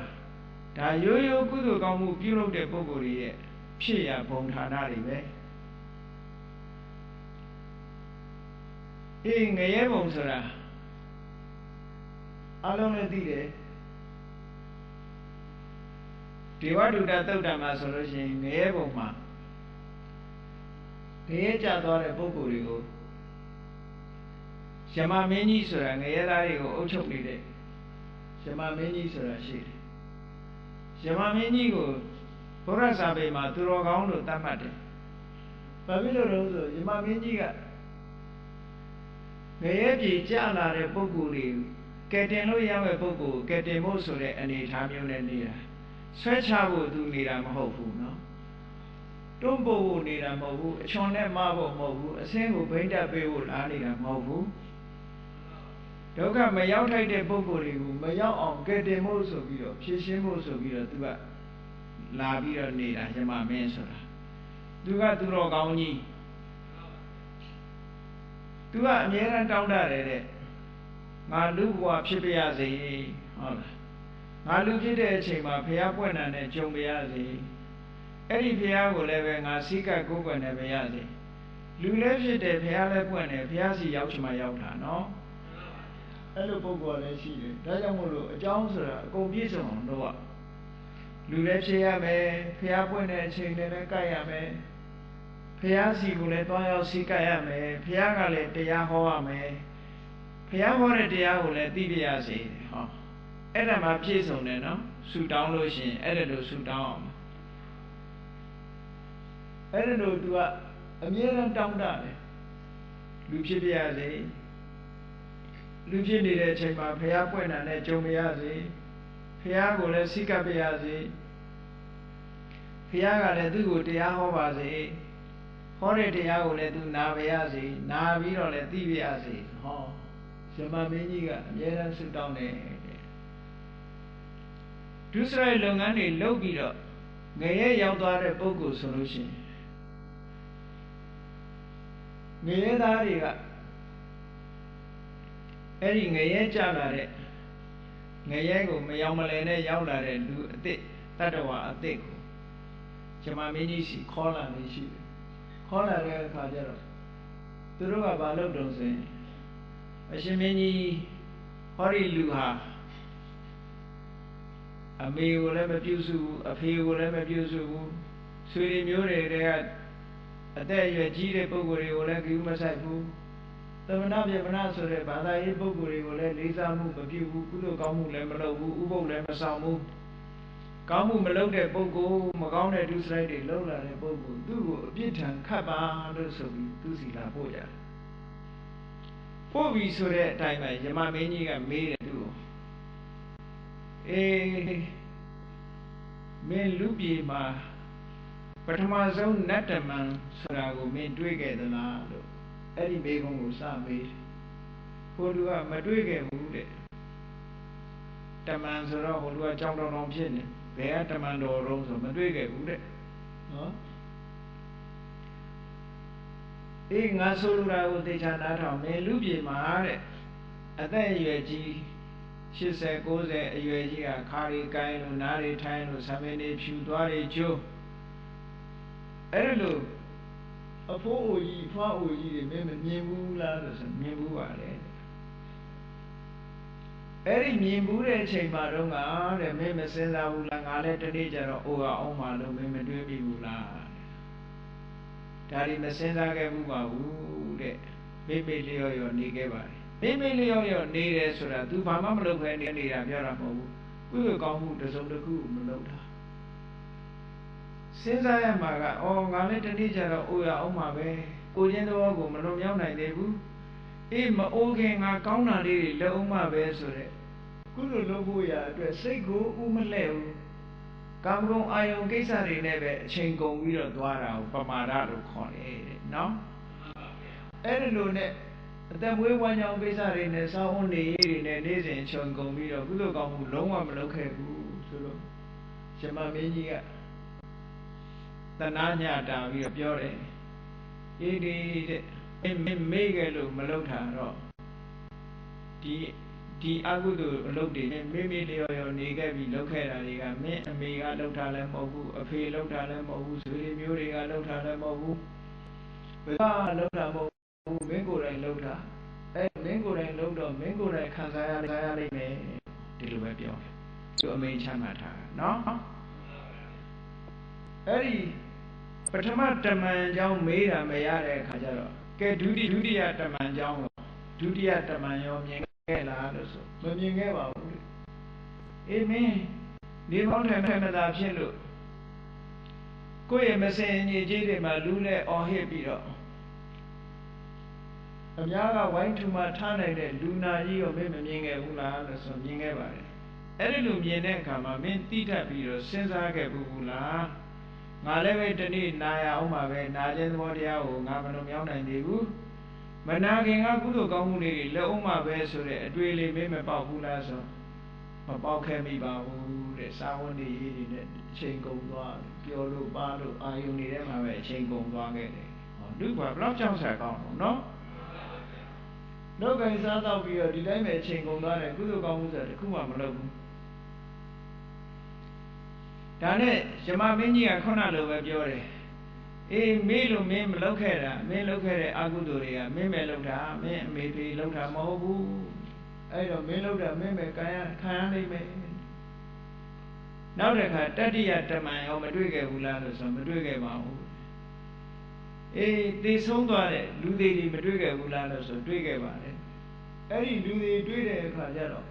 ငါလည်းပဲတနေ့သေရအောင်မှလို့မတွေ့ဘူးလားတဲ့တွေးပြီးတော့မသေးခင်ငါကောင်းတာတွေလုပ်အောင်မှပဲလို့မစင်စားခဲ့ပြီးစဉ်းစားပြီးတော့ကောင်းတာတွေမလုပ်ခဲ့ဘူးလားဆိုမေးလျော့ခဲ့ပါတယ်မလုပ်မိပါဘူးတဲ့ဒီလိုပဲဖြစ်အဲ့ဒီကြတော့ယမမင်းကြီးကတမန်3ယောက်သူနာသူသေးဆိုတဲ့တမန်3ယောက်အကြောင်းမေးစစ်ပြီးတဲ့အခါကဲမင်းထိုင်တဲ့မဲကအကယ်၍သူကကုသိုလ်ကောင်းမှုများရှိလို့ရှိရင်သူကဖော်ပြီးတော့ပေးတယ်ဖော်ပေးရင်လည်းပဲအဲ့ဒီပုဂ္ဂိုလ်ကကုသိုလ်ကိုတတိယပြီးတော့သူကအချိန်နဲ့လွတ်သွားတာယမမင်းကလွတ်ပေးတာမဟုတ်ဘူးနော်သူကကူညီုံတက်ပဲသူကူညီဖို့လိုက်ရှာတာကူညီလို့မရဘူးလူကကောင်းတာလေးကတစ်စက်မှမတွေ့ဘူးမကောင်းတာတွေနဲ့တွေ့တော့ကဲမင်းထိုင်တဲ့မင်းကံလို့ဆိုတော့တခါတဲ့ငရဲသားတွေကသူ့ကိုဆွဲခေါ်သွားပြီးတော့ဘယ်ဘက်လက်ထဲမှာတန်ချောင်းကြီးထိုးထည့်လိုက်တယ်မီးရဲနဲ့တန်ချောင်းကြီးထိုးထည့်လိုက်ညာဘက်လက်ထဲမှာတန်ချောင်းကြီးထိုးထည့်လိုက်တယ်ဘယ်ဘက်ခြေထောက်မှာတန်ချောင်းကြီးထိုးရိုက်လိုက်တယ်ညာဘက်ခြေထောက်မှာလည်းမီးရဲတောက်နေတဲ့တန်ချောင်းကြီးထိုးရိုက်ပြီးရင်ဝမှာလည်းပဲတန်ချောင်းကြီးထိုးရိုက်လိုက်တယ်တဲ့တာမန်လူတယောက်ဆိုတော့သေမှာပေါ့ငရဲသားမသေဘူးတဲ့ဘာဖြစ်လဲတော့ကံမကုန်သေးရင်မသေဘူးတဲ့ခံရဖို့တက်ပဲဒီလို မိပူနေတဲ့တန်ချောင်းကြီးရဲရဲတောက်နေတဲ့တန်ချောင်းကြီးရင်ဝထိုးထားတော့မှမသေးဘူးတဲ့သူကအော်ဟစ်ပြီးတော့အသက်ကရှင်းနေတော့မယ်မောင်းသက်ပြင်းဆိုတာငရဲပြေမှာရှိတာနော်ကံမကုန်မချင်းသူတို့ဘယ်တော့မှမသေးဘူးလေအိုးအဲ့ဒီငရဲပြေမှာညှင်းဆဲလိုက်ပုံတော့အမျိုးမျိုးပဲဆောက်ထိုးဆွဲပြီးတော့ဓမ္မတွေနဲ့ခုတ်တယ်လှဲပေါ်လှဲဆွဲပြီးတော့နွားလိုမောင်းတယ်မောင်းတဲ့မြေရလည်းပဲဟုတ်လားတန်ရဲနေမီးရဲရဲတောက်နေတဲ့တန်ဘူးမြေကြီးပေါ်မှာမီးတော်ကြီးပေါ်တက်ခိုင်းတယ်မတက်ရင်နောက်ကရိုက်တယ်ဟောအဲ့ဒီလူတွေလုပ်ပြီးနောက်ဆုံးကြတော့ဘယ်ထဲပြစ်ချတော့ဆိုငရဲအိုးကြီးတွေပြစ်ချတယ်ငရဲအိုးကြီးတွေပြစ်ချပွက်ပွက်ဆူးနေတဲ့ငရဲအိုးကြီးတွေကနေပြန်ပေါ်လာပြီးဆိုဆဲပြီးတဲ့အခါကျတော့အဝီစီငရဲကြီးတွေထည့်ပြီးတော့ပို့လိုက်ပြန်တယ်အဲ့ဒီလိုနဲ့ကံမကုန်မချင်းအဲ့ဒီပုဂ္ဂိုလ်ဟာအဝီစီငရဲထဲမှာဒီလိုပဲခံနေရတယ်အဝီစီဆိုတာတတ္တဝါတွေရဲ့အကြအလှလည်းမရှိဘူးမိထောက်တွေရဲ့မိမလောင်တဲ့နေရာမပူတဲ့နေရာဆိုတဲ့အကြအလှလည်းမရှိဘူးနော်ငရဲခံတဲ့တတ္တဝါတွေကလည်းပြည့်နေအဘူးထဲမှာအခလေးတွေထည့်ထားသလိုပဲတဲ့ပြည့်နေဒါကြောင့်အဝီစီလို့ခေါ်တာမိထောက်တွေကလည်းစင်စက်မပြတ်အကုန်လုံးဟုံးဟုံးတောက်နေတယ်ချမ်းသာဒုက္ခရတဲ့အကွက်ကလေးဆိုတာလည်းတစ်ခုမှမရှိဘူးအေးတခါတရံကျတော့အဲ့ဒီငရဲကလေးတောင်အဆောက်အအုံကြီးတဲ့အကြီးကြီးတေယူဇနာရှိတဲ့လေးတောင်အဆောက်အအုံကြီးတန်မိုးတန်ကာတန်ခင်းနဲ့တန်တကားကြီးတွေတက်ထားတာနော်တန်တကားကြီးတွေတက်ထားတာတခါတရံကျလို့ရှိရင်အဲ့ဒီတကားကြီးတွေကချောင်းဆိုပြီးတော့ပွင့်လာတယ်ပွင့်လာတဲ့အခါကျတော့ငရဲသားတွေကအဲ့ဒီကနေထွက်ပြေးကြတာလေလွတ်မလားလို့မလွတ်ဘူးတက်အဲ့ဒါဒုက္ခပေးတယ်တကားကိုဖွင့်ပေးလိုက်ပြီးထွက်ပြေးတဲ့ကောင်လေးပို့ပြီးတော့အရိုက်ခံရပြန်တယ်အဲ့ဒီလိုနဲ့ပဲဒုက္ခတွေရောက်ပြီးတော့လွတ်ထွက်သွားတဲ့ကောင်လည်းငရဲအိုးတဲ့တခါပြစ်ချခံရပြန်တယ်အဲ့ဒီလိုငရဲခံနေရတဲ့ဘဝဟာဒုက္ခရောက်ပြီးတော့အခုလိုငရဲခံရတယ်ဆိုတာမြတ်စွာဘုရားသခင်ကိုရောမြတ်ကဒေဝဒုဒ္ဒသုတ်တံမှာဟောထားတာရှိပါတယ်ဒေဝဒုဒ္ဒသုတ်ကနှစ်သုတ်ရှိတယ်အင်္ဂုတ္တထဲမှာတစ်သုတ်မစ္စည်းမနိကေမှာတစ်သုတ်အဲ့ဒီနှစ်သုတ်ကိုဖတ်ကြည့်လို့ရှိရင်တော့ငရဲအကြောင်းသိကောင်းစရာတွေအကုန်ပြည့်စုံအောင်သိနိုင်ပါလိမ့်မယ်ဘုရားမြတ်စွာဟောထားတဲ့အတိုင်းပဲအဲ့ဒီလိုမကောင်းမှုအကုသိုလ်တွေလုပ်တဲ့ပုဂ္ဂိုလ်တွေခံရတဲ့နေရာငရဲဆိုတာအမတန်ကြီးမားတဲ့အပြစ်ထိုငရဲတဲ့နည်းနည်းသက်သာတာကြည့်လိုက်လို့ရှိရင်တိရစ္ဆာန်ဟောတိရစ္ဆာန်တွေခံနေရတာတော့အားလုံးမြင်ဘူးကြပါလိမ့်မယ်လူတွေစားဖို့အတွက်နေ့စဉ်ကြက်တွေဝက်တွေတိရစ္ဆာန်တွေတပ်ဖြတ်နေတာလဲတာမှမဟုတ်ပဲနဲ့နော်ကြက်တွေကိုခြေထောက်ကျုံးနဲ့ခြီးပြီးတော့ဆွဲပြီးတော့စပိန်နောက်ကတင်ပြီးတော့နင်းသွားတာမမြင်ချင်းအစုံဝက်တွေကျိုးတုပ်ပြီးတော့ဟုတ်လားမော်တော်ဆိုင်ကယ်ချိတ်ဆွဲသွားတာတွေမမြင်ချင်းအစုံနော်ဘယ်သူကမှဟဲ့မလုပ်ပါနဲ့လို့ကာဝယ်ပေးမဲ့လူမရှိဘူးတဲ့တိရစ္ဆာန်တွေရဲ့ဘဝဟာဘလောက်တနာစရာကောင်းတယ်အဲ့ဒါလူတွေနဲ့နီးလို့လူတွေကညှင်းဆဲခံရတဲ့တိရစ္ဆာန်တွေသာတွေ့ရတာတောထဲမှာအာဖရိကတောရိုင်းထဲမှာကြီးကြည့်လိုက်အောင်တိရစ္ဆာန်တွေဟာသက်သာလားဆိုမသက်သာဘူးရှင်သေးစာကြားစာဖြစ်ပြီးတော့သေးနေကြတာအကုန်ဒီကောင်မှလွတ်တယ်လို့မရှိကြဘူးရေတဲ့ဆင်မိချောင်းစာဖြစ်တယ်ဒါမိချောင်းကရောသူရောလွတ်လားဆိုမလွတ်ဘူးသူ့လည်းရန်သူနဲ့ပဲသူကရှေးကကောင်စာသူ့ကိုနောက်ကကောင်ကတော့နဲ့အဲ့လိုအညမညခါရိကဒုက္ခလခါရိကတရိစ္ဆာန်ဘဝကြည့်လိုက်မယ်ဆိုရင်လည်းဒီကောင်တစ်ကောင်စားပြီးတော့အားရှိတဲ့ကောင်ကအားနည်းတဲ့ကောင်ကိုတတ်ဖြတ်စားတောက်နေတဲ့ဘုံဘဝကြီးအလွန်ကြောက်စရာကောင်းတယ်တဲ့အကုသိုလ်တွေ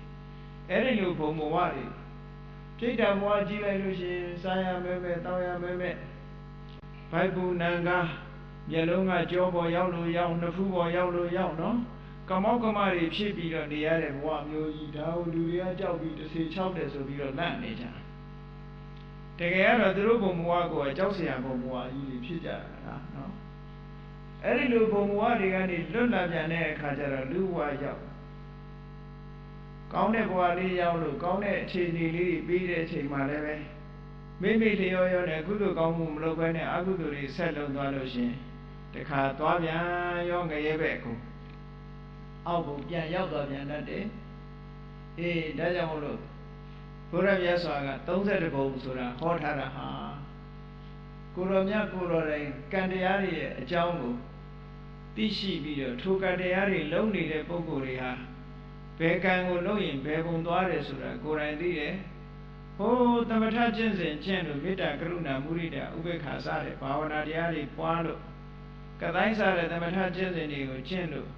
ဇံပင်ရှင်တွေပေါင်းရောက်သွားတဲ့ပုဂ္ဂိုလ်တွေကြတော့ဗြဟ္မပြေရောက်ပြီးအသက်တွေရှည်ခြင်းတိုင်းရှည်နေတယ်တခါထို့အတူယုတ်တရားတွေကိုဆွဆွယုံမုန်းပြီးတော့ပိစမဇံကိုတိုးမြင့်ပွားတဲ့ပုဂ္ဂိုလ်တွေကြတော့ယုတ်တရားမရှိတော့တဲ့အရူပဘုံမှာရောက်နေတယ်လို့ဒီလိုတ attva မျိုးတွေကလည်းလောကမှာရှိသေးတယ်ချမ်းသာဒုက္ခရနေတဲ့ attva ကမ္ဘာလောကကြီးတစ်ခုလုံးကိုကြည့်လိုက်မယ်ဆိုလို့ရှိရင်30ဘုံဟာ attva မျိုးစုံတို့ရဲ့ချင်းလီဖြစ်တည်ရာဖြစ်ပြီးတော့မိမိတို့ကံအားလျော်ဆိုတာ attva တွေကတန်တရားထဲမှာလက်ပတ်နေကြတယ်ဆိုတဲ့အကြောင်းအဘိဓမ္မာရှုထောင့်ကနေပြီးတော့ကြည့်မယ်ဆိုလို့ရှိရင်တော့ကံတရားအဓိကပဲကံတရားကနေဖန်တီးထားတဲ့ပရိသတ်တွေအားလျော်ဆိုတာထိုဘုံဘဝမှာတ attva တွေဖြစ်ကြရတယ်ဖြစ်လာတဲ့ဘုံဘဝမှာကုသိုလ်ကောင်းမှုကိုမလုပ်နိုင်မဲနဲ့အကုသိုလ်တွေကိုဆက်ပြီးတော့လုပ်နေမယ်ဆိုလို့ရှိရင်ဒီတန်တရားဝတ်ထဲမှာတည်ငြိမ်မှုရမှာမဟုတ်ပါဘူးဒါကြောင့်မို့ဗမာပြည်မှာဗမာစာထဲမှာအဆိုစကားတစ်ခုရှိတယ်နိဗြဟ္မပြည်မှာတဝင်းဝင်းဝယ်စခြင်းမှာတရှုပ်ရှုပ်ဗြဟ္မဘဝကနေပြီးတော့ချက်ချင်းကြီးဗြဟ္မာတွေရဲ့သမထကျင့်စဉ်ရဲ့စွမ်းအားကုသိုလ်ကအမတန်မှပြင်းထန်လို့ဗြဟ္မပြည်ကတေလီတင်ချင်းတော့ဝက်တော်မဖြစ်နိုင်ဘူးပေါ့လူဘုံဖြစ်စေနတ်ဘုံဖြစ်စေတဘုံဘုံမှာဖြစ်ပြီးတဲ့နောက်တတိယဘဝကြတော့မှတော့ဝက်ဘဝဖြစ်ဖို့ရမလွတ်သေးဘူးတဲ့။ဘာဖြစ်လို့မလွတ်သေးတာတုံးဆို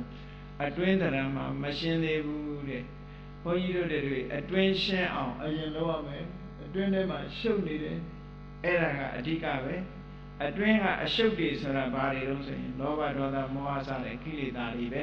။အဲ့ဒီလောဘဒေါသမောဟစတဲ့ကိလေသာတွေရှိနေသေးတယ်များအမှားယွင်းဆိုတဲ့မကောင်းတဲ့ကံတွေကိုလုံးမိနေဥမှာပဲလုံးမိနေသေးသမျှတန်တရားထဲမှာ30ဘုံမှာလှည့်လည်ပြီးတော့ကောင်းတာလုံးမိတဲ့အလှဲ့ကောင်းတဲ့ဘက်ရောက်သွားလိုက်မကောင်းတာလုံးမိတဲ့အလှဲ့မကောင်းတဲ့ဘက်ရောက်လာလိုက်တဲ့စုံကြီးဆန်းကြီးအတိမကျဘဝခရီးမှာဒီလိုရှောင်လန်းနေကြရအောင်ပါဆိုတာဘုရားမြတ်စွာရဲ့အမြင်အရ30ဘုံဝါဒဟာကံပေါ်မှာအခြေတည်နေသည့်အတွက်ကြောင့်မိမိသာလင်ဗราဏပဲအဓိကကတော့မိမိသာလည်းဗราဏမိမိကောင်းလို့ရှိရင်ကိုကောင်းရင်ခေါင်းပဲမှမရွေ့ဆိုတာနော်ဆရာတော်ကြီးဘာပြောတာလဲခေါင်းမရွေ့ဘူးဆိုတာဘာပြောတာတော့ဆိုလူတွေမှာကြည့်လိုက်လို့ရှိရင်လေကိုမကောင်းသည့်အတွက်ကြောင့်ခေါင်းကရွေ့သွားတယ်တော့ကြခွေးကောင်းကြီးဖြစ်လိုက်တော့ကြနွားကောင်းကြီးဖြစ်လိုက်တယ်ခေါင်းတွေကအမျိုးကိုစုံနေတာပဲနော်လူကောင်းလေးကြီးဖြစ်တာမဟုတ်ဘူးတခြားကောင်းကြီးတွေပါတက်တက်လာဂျိုပါတဲ့ခါပါလိုက်အဲ့ဒါတို့ကိုကောင်းဖို့ရအမတန်အရေးကြီးတယ်ကိုကောင်းဖို့ဆိုတာကိုယ့်ရဲ့နှလုံးအစ္ဆဒလေးထဲမှာအရေးကြီးတယ်30ဘုံရှိသလားမရှိဘူးလားဆိုတာအရေးမကြီးဘူးကိုယ့်ရဲ့နှလုံးသားထဲမှာအကုသိုလ်တရားတွေမဖြစ်ဖို့ဆိုတာအမတန်မှအရေးကြီးတယ်ဆိုတာကိုယ်စီကိုယ်ငါသဘောကျပြီး